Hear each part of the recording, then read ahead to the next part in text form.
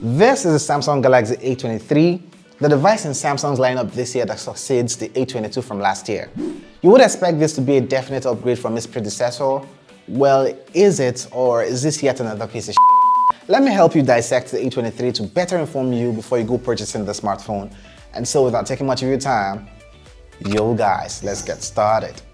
Out of the box, you would expect to see the paperwork, the smartphone itself in the usual wrap as with Samsung devices, USB-C cable for charging and connection, and also a 15 watts charging brick. The first time I held this smartphone, the first thing I realized here was how smooth the rear felt.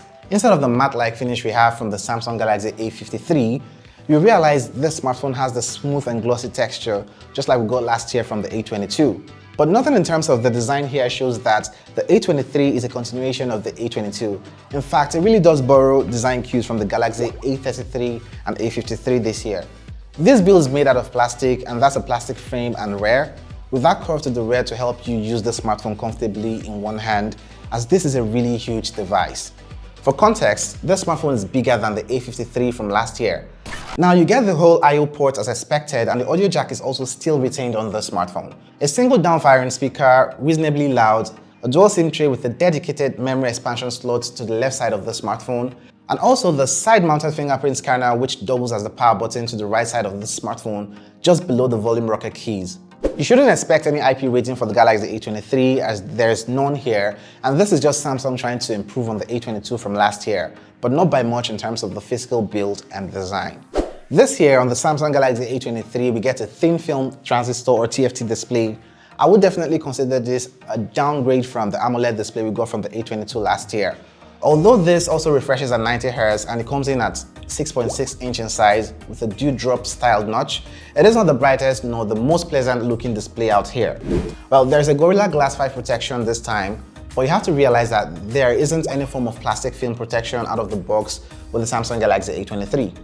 Now, could this display have been any better considering the display tech used on it and also considering the competitors for this price? I would say yes, but is it a deal breaker having a TFT display on here?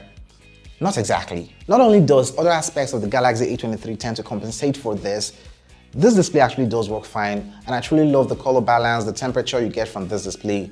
True, you won't get the better contrast ratio, and you won't get to save battery life like with AMOLED displays, but I think this works just fine. Here on this smartphone, the Galaxy A23 is a Snapdragon 680 processor, which is a 6nm processor.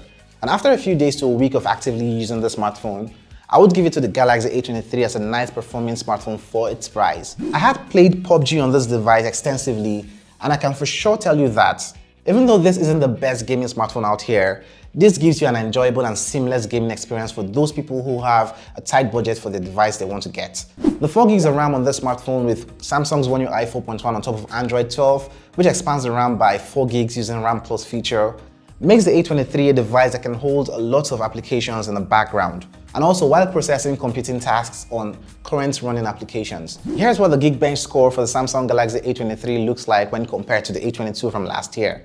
PUBG got HD graphics and medium frame rate from gaming on this device.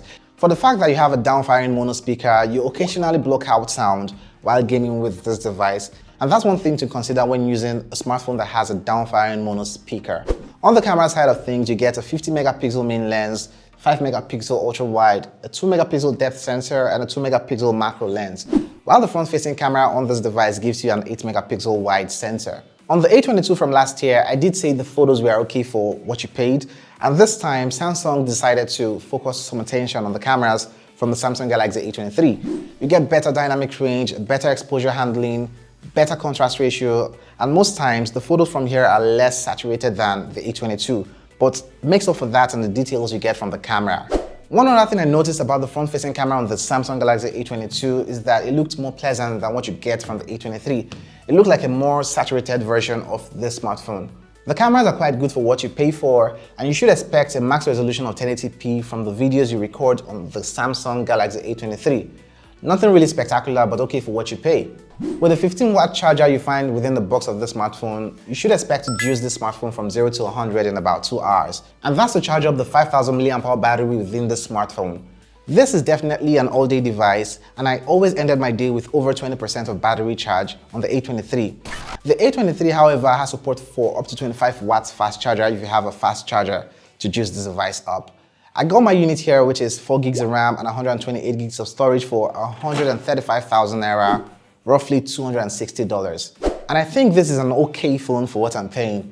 You can get the 64 gigs variant for around 119,000 naira, about $210, and you have to expand your memory if you need that to up to a terabyte using the dedicated SD card slots. The Samsung Galaxy A23 is definitely an upgrade to the Samsung Galaxy A22 from last year, except for the display, and for the price, I can't recommend this smartphone.